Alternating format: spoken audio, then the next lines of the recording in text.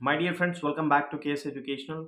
मार्च month जो है वो बहुत ज़्यादा डिसाइडिंग मंथ होता है in term of corporate life और in term of competitive exam. दोनों ही सी से स्टार्ट है। अब देखो मैंने क्यों बोला, और मार्च का जो टैगलाइन है मैंने बहुत पहले से आप लोगों को दिया हुआ है कि अगर मार्च है तो ये पॉसिबल है माय डियर फ्रेंड्स। अब देखो मार्च में बैक टू बैक अगर रिजल्ट है तो मार्च में बैक टू बैक फेलियर भी है, बैक टू बैक सक्सेस भी है। तो किसी एक चीज का इम्पैक्ट अगले चीज पे जरूर पड़ता है। अब स्टार्टिंग में ही आपने देखा आरबीआई असिस्टेंट का रिजल्ट निकला, उसके बाद एसबीआई का रिजल्ट, फिर एनआईएसीएल, यूआईसी, ऐसे लगातार ही रिजल्ट आपके सामने देखने को मिला। तो इस रिजल्ट में किसी का फेलियर होगा और किसी का सक्सेस होगा। It's time to analyse the thing कि कैसे अब इस फेलियर को मैं सक्सेस में बदल पाऊं। और अभी भी देखो कि दो और रिजल्ट बाकी है, एनआईएसीएल हो गया और यूआईसी का। इस दोनों का हमें रिजल्ट का वेटेज तो है, और ये वेट आई थिंक बहुत ज़्यादा लंबा नहीं होगा। माइट भी ये मार्च एंड होते होते ही इसका रिजल्ट हमें देखने को मिल सकता है। मार्च का महीना इतना डिसाइडिंग मंथ है कि अगर आप देखो कि अगला जो आईबीपीएस का कैलेंडर है उसके लिए भी आपको फोकस अगर करना होगा तो वो अभी से करना होगा। नेक्स्ट फाइनेंशियल ईयर में जैसे ही हम लोग एंटर करेंगे, तो जैसे बैंक के लिए फाइनेंशियल ईयर न्यू होता है, आपके लिए भी सारा नया एग्जाम आपके सामने लाइन अप किया हुआ रहेगा। तो बेटर है कि जो फेलियर हमें देखने को मिला है, माइट बी 70% स्टूडेंट का फेलियर रहता है, 30% ही कुछ ऐसे लकी होते हैं जो कि निकल जाते हैं।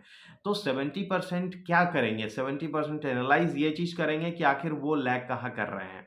अगर देखो सही टाइम पे अगर एनालाइज करना सीख लिए तो फिर नो डाउट कि आपका भी फेलियर ही सक्सेस में वापस बदल जाएगा। इसीलिए मार्च के महीने में अगर जो रिजल्ट का वेट है, उसका वेट किए बिना आप आगे बढ़ने का कोशिश करो, क्योंकि आपके सामने बहुत सारा ऐसा कैलेंडर है जहां एग्जाम्स ही एग्जाम्स है। तो time to focus on that exam, because आप अगर अपना लैप आगे नहीं लोगे तो डेफिनेटली कोई और ले लेगा। आप अगर अपने आप को बूस्टअप नहीं करोगे तो कोई और कर लेगा। आप अगर अपने आप को उतना ही आगे नहीं पहुंचाया तो डेफिनेटली आपसे आगे कोई पहुंच जाएगा। तो इतना कॉम्पिटिटिव एग्जाम्स में इतना ज़्यादा हाई कैंडिडेट्स का जो अपीयरेंस है, तो वो आप कैसे कवर अप कर सकते हो, बस और बस आपका खुद का हार्ड वर्क।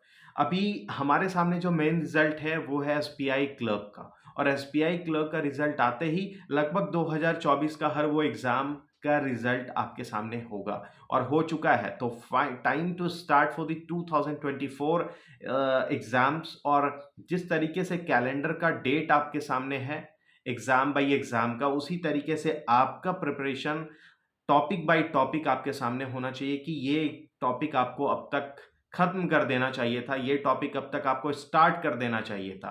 तो अगर आप ये चीज एक रूटीन वे में नहीं ले जाओगे तो माइट बी 2023 का जो रिजल्टेंट आपको देखने को मिला वही सेम रिजल्टेंट रिपीट हो सकता है 2024 में भी।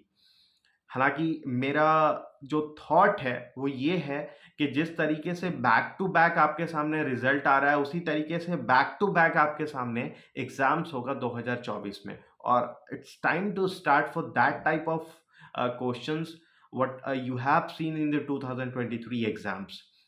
आपने देखा किस तरीके से लेवल बाय लेवल इंक्रीज़ किया जा रहा है एग्ज़ाम्स के टॉपिक, हर एक टॉपिक का लेवल। तो आप जब तक अपने आप को उतना टफ नहीं बना दोगे तो वो चीज़ भी क्लियर होना बहुत मुश्किल होता है। हालाँकि और ज़्यादा इस पे कुछ फ़ोकस करने वाली बात नहीं है।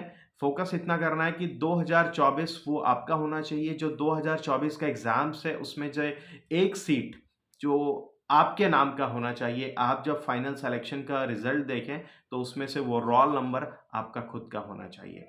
मुझे उम्मीद है कि आप सब ऐसा करोगे, और अगर हाँ, तो फिर मुझे कमेंट करके ज़रूर बताना, और नए हो तो अभी के अभी इसे सब्सक्राइब कर लो, क्योंकि ऐसे बहुत सारे न्यूज़ और बहुत सारे ऐसा मैं टॉपिक्स यहाँ पर कवर करता हूँ आप लोगों के लिए।